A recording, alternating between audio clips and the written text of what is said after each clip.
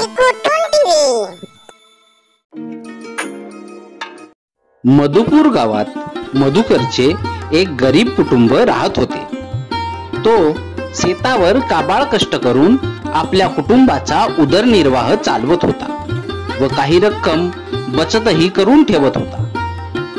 अशातच मधुकर आपल्या पत्नी रखमाला म्हणाला, रखमा, आपल्याकडे काही पैसे जमा झालेले आहेत, त्याने आपण एक गाय विकत घेऊया. गायीच्या दुधापासून आपल्याला काही पैसे तर मिळतील. त्यावर रखमा म्हणाली, अगदी माझ्या मनातले बोलले जी तुम्ही. मीही तोच विचार करत होती की आपण एखादी गाय घेऊया म्हणून. तुम्ही बाजारातून गाय घेऊन या. त्यावर मधुकर म्हणाला, ठीक आहे रखमा, उद्या घेऊन आणतो बाजारातून गाय. दुसऱ्या दिवशी मधुकरने बाजारातून गाय घेतली. घरी येताना मधुकर गायीला म्हणाला, तू माझ्या घरची भाग्यलक्ष्मी होतो. मोठ्या आशेने तुला घरी घेऊन जात आहे. तुझी मालकीन वाट पाहत असेल तुझी. असे म्हणत असतानाच मधुकरचे घर आले. गाईला पाहून रखमाला व तिच्या मुलीला खूप आनंद झाला. मधुकरला एक लहान मुलगी होती. तिचे नाव होते आनंदी. मधुकर आनंदीला म्हणाला, काय बाळा, गाय छान आहे ना, तुला आवडली ना? आनंदीने होकारार्थी मान हलवली. मधुकर आणखी आनंदीला म्हणाला, आनंदी, आता तूच सांग, आपल्या गायीचे नाव काय ठेवायचे ते? आनंदी थोडा विचार करून म्हणाली, बाबा, गाईला बघून मला खूप आनंद झाला, म्हणून आपण हिचे नाव कामधेनू ठेवूया. त्यावर मधुकर म्हणाला, अरे वा, खूपच सुंदर नाव सांगितलेस आनंदी. कामधेनू. काय रखमा, आवडले ना तुला नाव? रखमा हसून म्हणाली, हो, खूप सुंदर नाव आहे. रखमा गायीजवळ जाऊन गायीला म्हणाली, कामधेनू, आमचे घर धनधान्याने भरून जाऊ दे आणि तुझ्या आशीर्वादाने आमच्या घरात सुख शांती आणि वैभव येऊ दे. कामधेनूने आनंदाने मान हलवली. कामधेनू आल्यापासून मधुकरचा नित्यक्रम ठरलेला होता. सकाळी लवकर उठून कामधेनूला नदीवर आंघोळीसाठी न्यायचे व तिकडून आल्यावर तिला चारा टाकून जेवण करून शेतावर जायचे. अशा प्रकारे कामधेनूला मधुकरच्या घरात खूप प्रेम मिळत होते. ती त्यांच्या घरची सदस्य बनली होती. मधुकरच्या मुलीला कामधेनूचा खूप लढा लागला होता. ती कामधेनू सोबत खेळायची, तिच्याशी गप्पा मारायची. त्यामुळे कामधेनू भारावून गेली होती. काही दिवसातच कामधेनूने सर्वांना आपलेसे केले.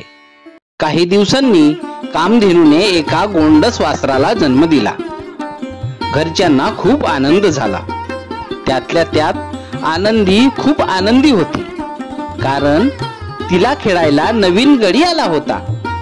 कामधेनूचा दूध विकून मधुकरला पैसे मिळू लागले. तशी मधुकरची परिस्थितीही सुधारू लागली. त्याच्या घरी वैभव यायला लागले. मधुकरची गाय म्हणजे खरंच कामधेनू होती. म्हणूनच मधुकरही तिच्यावर खूप प्रेम करायचा आणि गायही सर्वांवर प्रेम करायची. आनंदी तर नंद सोबत खूप खेळायची. कामधेनूच्या वासराचे नाव नंद ठेवले होते. नंद खूप फिरायचा आणि त्याच्या मागे मागे आनंदी धावायची. नंद आणि आनंदी दिवसभर संपूर्ण रान फिरायचे आणि कामधेनूने आवाज दिला की धावत यायचे. असेच दोघांचे खेळणे बागळणे चालू होते. मधुकर रोज शेतावरून कामधेनूसाठी चारा आणायचा, परंतु तेवढ्याशा चाऱ्याने कामधेनूचे पोट भरत नसल्यामुळे व शेतावरचा चाराही संपत आल्यामुळे चाऱ्याचा खूप मोठा प्रश्न निर्माण झाला होता. त्यावर मधुकर रखमाला म्हणाला, रखमा, शेतावरचा चारा संपत चालला आहे आणि कामधेनू दूध देत असल्यामुळे तिला चाराही जास्त लागत आहे. तिला जर चाराच मिळाला नाही तर ती दूध कशी देणार? त्यामुळे मला काहीच सुचत नाही आहे. त्यावर रखमा म्हणाली, तुम्ही काळजी करू नका, यावर एक उपाय आहे. आपले शेत जंगलाला लागूनच आहे, त्यामुळे तुम्ही शेतावर जाताना कामधेनूला पण सोबत न्या. तिला जंगलात चारा खायला सोडून तुम्ही शेतावरचे काम करू शकता. त्यामुळे कामधेनूचे पण पोट भरेल व आपले पण काम होईल. रखमाच्या बोलण्यावर मधुकर म्हणाला, खूप सुंदर उपाय सांगितलेस रखमा. तू म्हणतेस तसेच करतो. उद्यापासून कामधेनूला पण सोबत घेऊन जातो, म्हणजे तिला पण पोट भरून चारा मिळेल. खूप खूप धन्यवाद बरं का रखमा, माझी खूप मोठी काळजी मिटली. दुसऱ्या दिवशी मधुकर कामधेनूला घेऊन जंगलात जातो. जंगलातील चारा पाहून कामधेनूला खूप आनंद होतो आणि तिला पण मोकळे वाटते. त्या दिवशी कामधेनू पोट भरून चारा खाते व जंगलाचे आनंद घेते. संध्याकाळ झाली की कामधेनू मधुकर सोबत आपल्या घरी येते. एके दिवशी मधुकर आणि कामधेनू जंगलात जायला निघतात.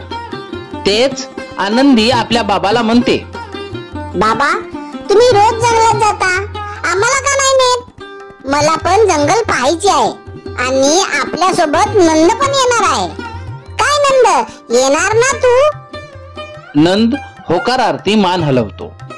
बाबा मधुकर आनंदीला म्हणाला, आनंदी बाळा, तू खूप लहान आहेस ना आणि जंगलामध्ये खूप हिंस्त्र प्राणी आहेत बरं का, त्यामुळे मी तुला नाही नेऊ शकत तिकडे. त्यावर आनंदी रडायला लागली आणि म्हणाली, ते मला काहीच माहित नाही, मला यायचे आहे तुमच्या सोबत. त्यावर रखमा म्हणाली, आनंदी बाळा, रडू नकोस, उद्याला जाऊया आपण शेतावर. माझ्या आनंदीला छान छान फळं पण खायला देणार. आईचे बोलणे ऐकून आनंदी हसली आणि म्हणाली, खरंच आई, उद्या जायचे ना आपण शेतावर? नंदला पण घेऊन जाऊया आपण, खूप मज्जा करू नंद. त्यावर रखमा म्हणाली, आता बाबाला जाऊ दे बरं बाळा. आनंदीने आपल्या बाबाला बाय बाय केले व मधुकर आणि कामधेनू जंगलाकडे निघाले. आज शेतावर काम नसल्यामुळे मधुकर कामधेनू सोबतच जंगलामध्ये थांबला होता. त्यामुळे ते दोघेही जंगलात थोडे आत गेले. त्यांच्यावर एक वाघ पाळत ठेवून होता. तो रोज दोघांना पाहत होता, परंतु ते जंगलाच्या आत जात नसल्यामुळे वाघाला हल्लाच करता येत नव्हता. परंतु आज मधुकरने कामधेनूला चाऱ्यासाठी जंगलाच्या आत नेले होते आणि हे वाघ दुरून पाहत होता. परंतु वाघाची चाहूल कामधेनूला आणि मधुकरलाही लागली नव्हती. कामधेनू आणि मधुकर जंगल फिरत होते आणि कामधेनू ही चारा खात होती. थोडे चालून गेल्यावर मधुकर विश्रांतीसाठी एका झाडाजवळ बसला आणि कामधेनू चारा खात होती. तीच संधी साधून वाघाने मधुकरवर हल्ला केला. हल्ल्याने मधुकरचे प्राणच जाणार होते, परंतु कामधेनू आडवी आली आणि वाघाचा हल्ला आपल्यावर घेतला. कामधेनू आणि वाघामध्ये खूप झटापट झाली. कामधेनूने आपल्या शिंगाने मारून वाघाला पळवून लावले. वाघ पळाला. वाघाच्या हल्ल्याने कामधेनू खूप जखमी झाली होती. तिच्या अंगातून रक्त वाहत होते. तशीच कामधेनू रक्ताच्या थारोळ्यात खाली कोसळली. मधुकर धावतच तिच्याकडे गेला. कामधेनूची अवस्था पाहून मधुकरला रडूच कोसळले. मधुकर कामधेनूला म्हणाला, काय केलेस कामधेनू तू? माझ्यावरचा हल्ला आपल्यावर घेतलेस आणि माझा जीव वाचवलेस. कसे फेडणार मी कामधेनू हे तुझे उपकार? खरंच तू माझ्या घरची भाग्यलक्ष्मी झालीस. तुझ्यामुळे माझे सुखाचे दिवस आले आणि आज तर तू माझं जीवनही वाचवलीस. असे म्हणून रडतच मधुकर कामधेनूच्या डोक्यावरून हात फिरवू लागला आणि रडू लागला. तोच कामधेनूने मधुकरकडे पाहत आपले प्राण सोडले आणि मधुकरने टाहो फोडला. एका मुक्या जीवाने आपल्या धन्याला वाचवण्यासाठी स्वतःच्या प्राणाची आहुती दिली. आपण जर प्राण्यांना जीव लावला, प्रेम केले, तर त्यापेक्षा जास्त ते आपल्यावर प्रेम करतात. म्हणून प्राण्यांची काळजी घ्या, त्यांच्यावर प्रेम करा.